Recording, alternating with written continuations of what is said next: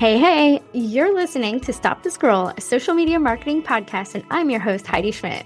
I'm a social media strategist and agency owner with over 15 years of marketing experiences helping businesses grow online. We'll be diving into what you need to know so that you can show up confidently online without the overwhelm. Get your notebook ready to jot down some amazing marketing gems, and let's dive into it. Welcome back to another episode of Stop the Scroll. I am your host, Heidi Schmidt, social media strategist extraordinaire. I help overwhelmed business owners with their social media, whether it's management, whether it's just having a better strategy, whatever it is, that's what I do. That's the name of my game. Today, I kind of wanted to go back to basics, and I kind of wanted to just go through where you should be or how to know where you should be. Like, what platforms are really best for your business? We as business owners know that there are limited hours in the day. And all of my clients, they're like, I just don't have time for this. Now, if they came to me and they were like, hey, I want to be on TikTok, I'd probably for 90% of them be like, no. And that's just because I don't do TikTok. I am on TikTok, but I have never managed it for business. And I feel like there's a lot more involved in it. And that's just not a thing that I've done, a path that I have gone down. There are plenty of TikTok managers out there that do amazing work. It's never been my thing. Whatever. I can find you someone who can.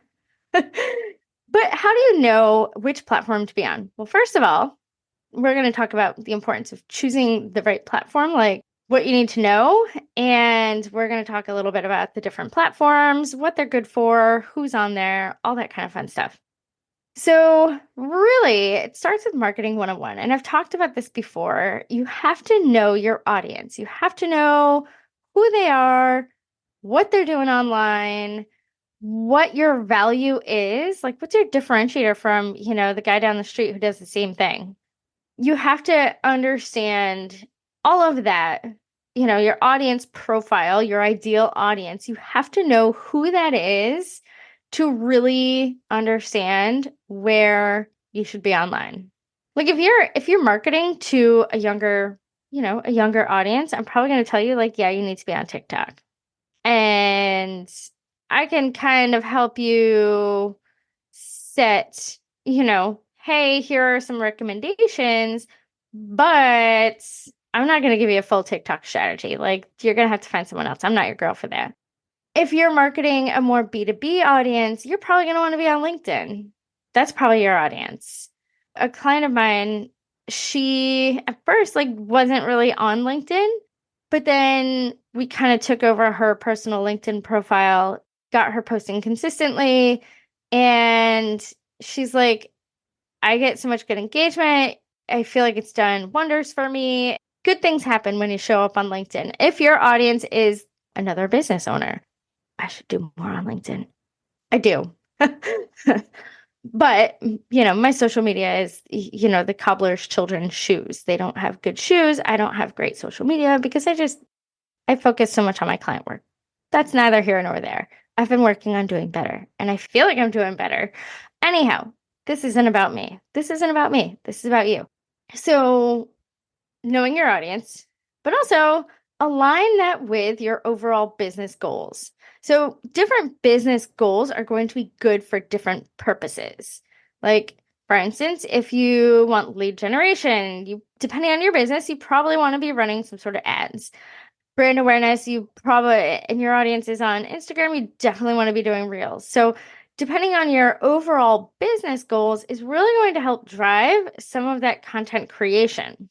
So let's kind of do a little overview of some of our favorite social media platforms. We're going to go through the big five. So we're going to start with Facebook. Facebook is, the OG. Although, if you are an elder millennial like me, you probably remember the days of MySpace. So Facebook is predominantly adults. It's funny because I did some research on ChatGPT and it's telling me predominantly adults aged 25 to 54, and I disagree strongly with that. Mainly because you hear about the younger kids, and it's not just about who you're marketing to. Facebook obviously has, 2 billion daily users. However, how they are using the platform is of utmost importance. I tell a lot of my clients, especially the local service providers, I'm like, y'all need to be in Facebook groups. Y'all need to be like, that is the hidden gem of Facebook. That's where all the engagement comes. Each month, I feel like I tell my clients, like, sorry, Facebook's in, a dumpster fire, which it is. Now, also, Facebook is a really good place to do cheap ads. And Facebook's getting better with their AI capabilities to really help target it really, really well.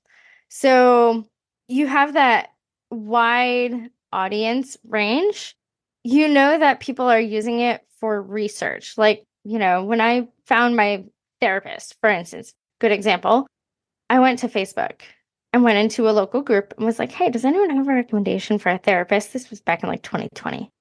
A client of mine gets a lot of referrals from a local mom's group.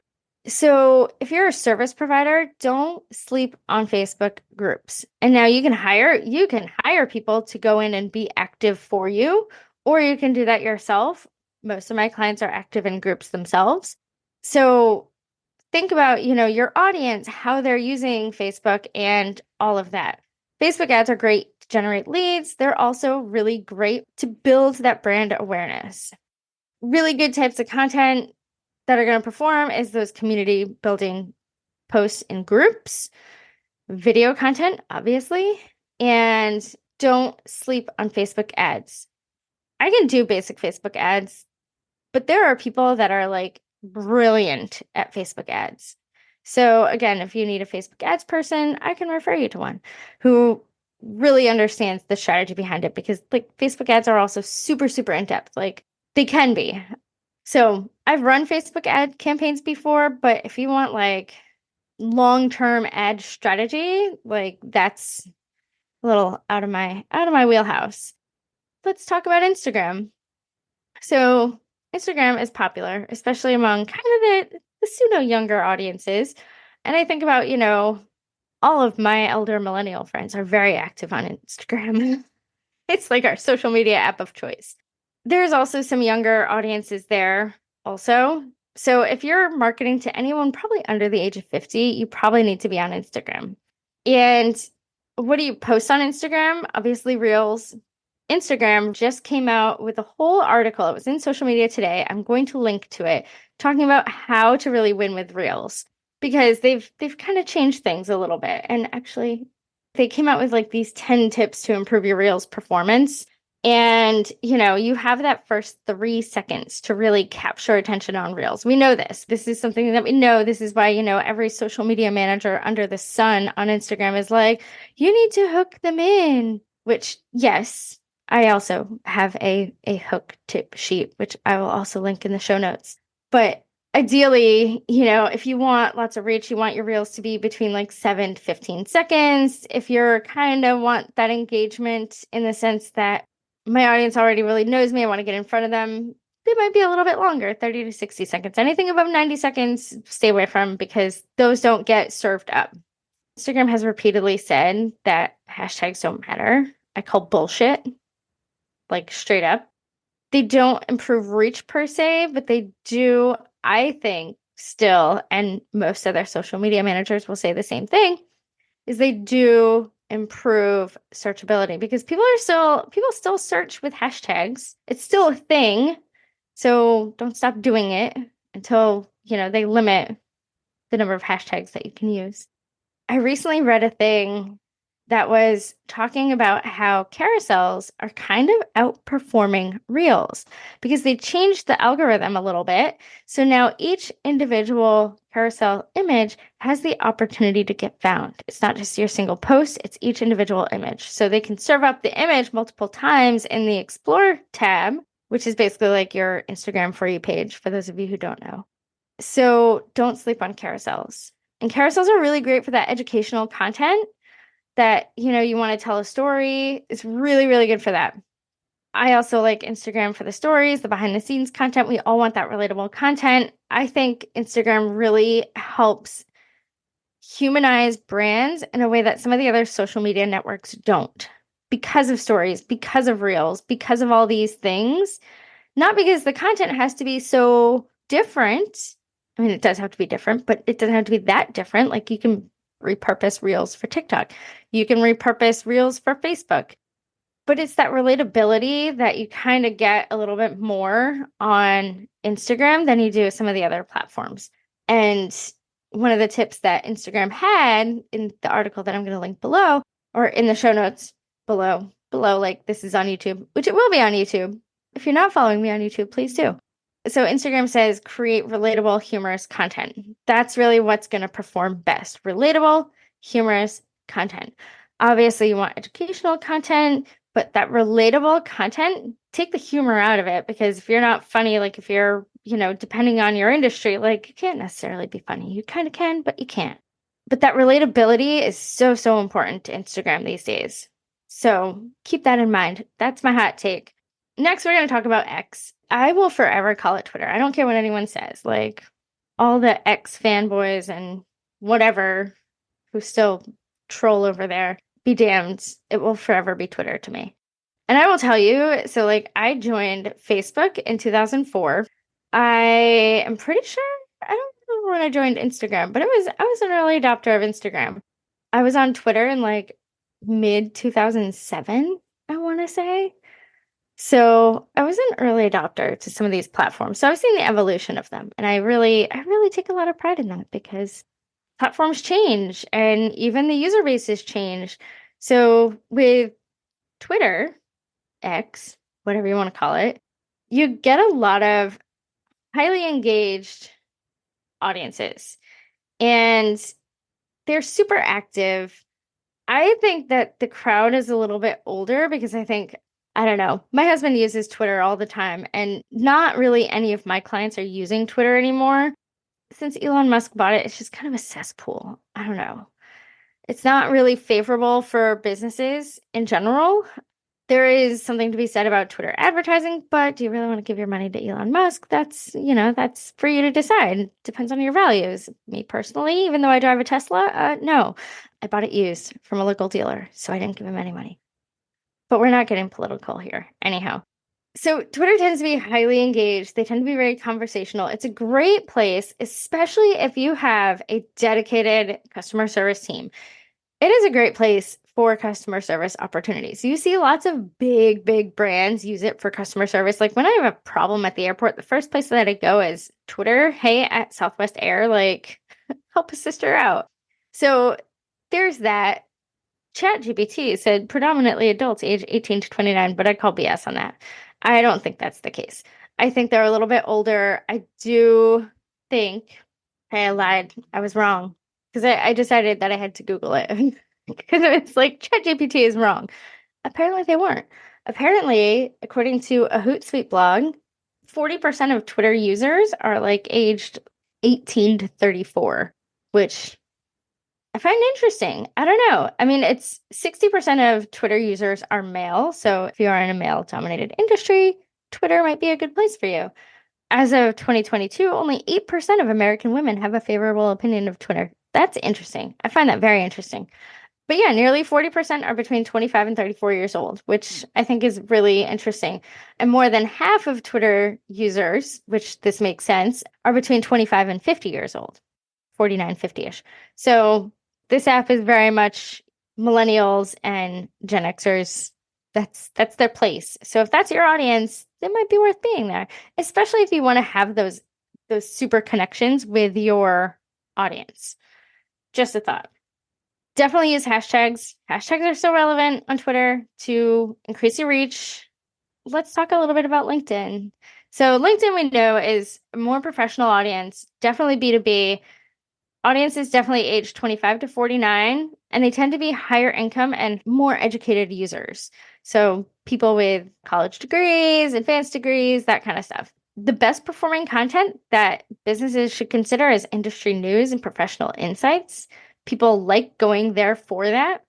They obviously have LinkedIn articles. So longer form articles and thought leadership content is also really good there, as well as job postings. And I have a couple of clients who are defense contractors, and LinkedIn, like that's where they post their job postings. And that's where they really go to differentiate themselves because that's where they know that their audience is looking for jobs. You can also use LinkedIn groups for professional networking. I find personally that LinkedIn groups are not as active. So I do a lot of my networking actually on Facebook through local groups. Also, like there are lots of industry specific groups on Facebook that are a lot more active than the groups on LinkedIn. Like LinkedIn groups are not the first place that I go, but they are an opportunity. So, if that's something that you're interested in looking for, I would do your research for your industries. And then there's LinkedIn ads, which are great for professional outreach. They're great for lead gen. It's a really good opportunity to kind of get a little bit of extra brand awareness. Like they have different types of ads, and I don't really do LinkedIn advertising. That's not something that any of my clients have ever asked for.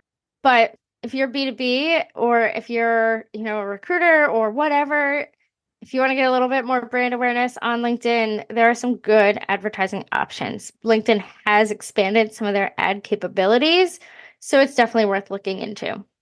Finally, and I know that we just talked about Pinterest last week with my guest that I had on that I interviewed last week. Pinterest is, I think it's a huge opportunity for traffic.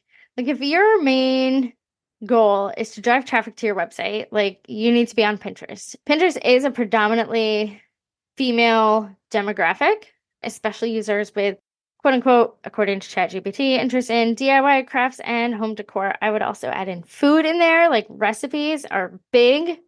That's where I go for recipes and any sort of style. Like if you're a retail boutique, you should have your stuff on Pinterest. You want to use high quality images, infographics, guides, tutorials, all that kind of stuff is going to perform really well. And again, Tailwind is a great tool to schedule on Pinterest if you're like batching your content and you want to get there. Next, obviously, we have TikTok.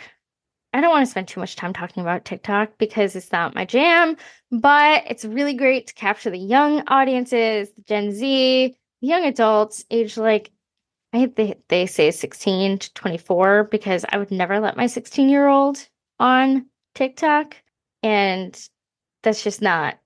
So, but teenagers upwards to 24. There are a lot of millennials on there also. So I'd even go into like the young 30s, depending on your audience. Best performing content is obviously going to be short, engaging, and entertaining videos. It's all video content. They do have stories now. And TikTok just released an app that's supposed to be a competitor to Instagram. And in the coming weeks, I'm going to do kind of like a here's the social media updates that you need to know about episode.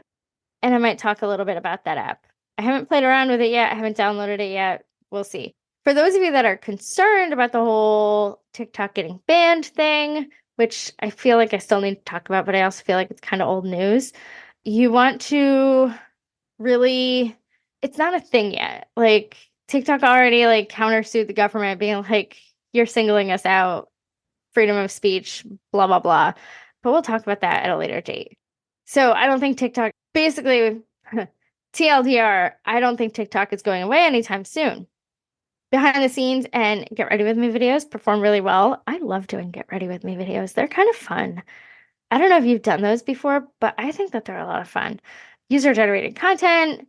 I have an upcoming episode where I talked with someone who connects brands with influencers / content creators. And I think Instagram and TikTok are probably really good for that user generated content.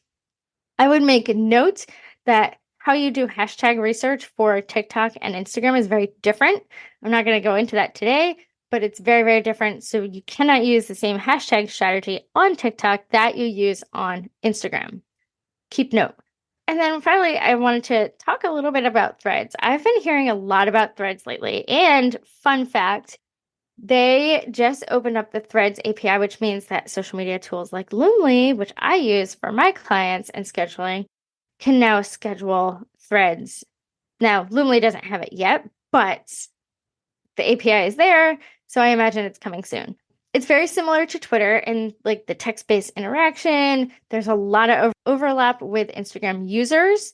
So interactive Q&A sessions, ask me anything, those perform really well. I see those all the time on there. And I haven't been as active, but I do scroll through it a couple times a day. And it's because I'm kind of watching to see how people are using the platform. But it's huge for like discussions, community building. I would use it to research what's going on in your industry? What are people talking about? If you need content ideas, like Threads is probably a great place to kind of get into some of what your audience is thinking about. So how do you choose which platforms to be active on? One, like you have to consider your bandwidth. You don't need to be everywhere. If you're still one person managing your social media, you don't need to be everywhere. Think about what you have the bandwidth for. What platforms are already getting the best engagement? Like, do you have any engagement, or where is your audience and where are they currently the most active? I would also consider what type of content pieces do you want to create? Like, do you want to create video? Do you hate creating video? If you hate creating video, then I'd probably stick to like Instagram and Facebook, where, yeah, video should be a component of your strategy, but you can still grow and succeed without it, versus TikTok. Also consider your time, your skill set, your budget. If you really want a strategy, I am happy to work with you, happy to figure out like where should you be. And if you need help creating content, we have VIP days where we do content batching, content creation, calendar planning, all that kind of fun stuff, as well as strategy sessions and done for you social media management services. There's my shameless plug. But also look at where your competitors are. That's the one thing that I didn't really talk about much here. You need to see where your competitors are active and where they're successful, because obviously they probably have the same audience as you, so you want to be where they are. Just some things to consider. You don't have to be everywhere, obviously, but consider your audience, consider where your competitors are, and think about your resources. Those are the three things. And when I say resources, I mean your time and your skill set. What's going to resonate the most? What's going to get you the results? Also, if you're someone who's really looking for leads, maybe you want to be on LinkedIn, if that's your audience, LinkedIn over Instagram. If you're really want to like grow your brand awareness, you probably want to be on like Facebook and Instagram. But again, is it in line with where your audience is? Those are kind of how I would choose which platform to be on. All right. I'm not really going to share many tools and resources because we can get into those another day. But again, if you're also in the dark ages and you don't have your social media set up, we can help with that. We can definitely help with setting up your social media platforms. We can even go in and do an audit and make some recommendations for what's your competitors doing? How can we better optimize your content? What are some keywords that you should be targeting? Because one thing that I didn't talk about that we'll go into it another time is keywords matter across all social media. More and more people are using social media like a search engine, especially those younger generations, even myself, and I'm an older millennial. Don't discount the power of keywords in your social media strategy, because that is how people are going to find you. It's not just hashtags anymore. We know that.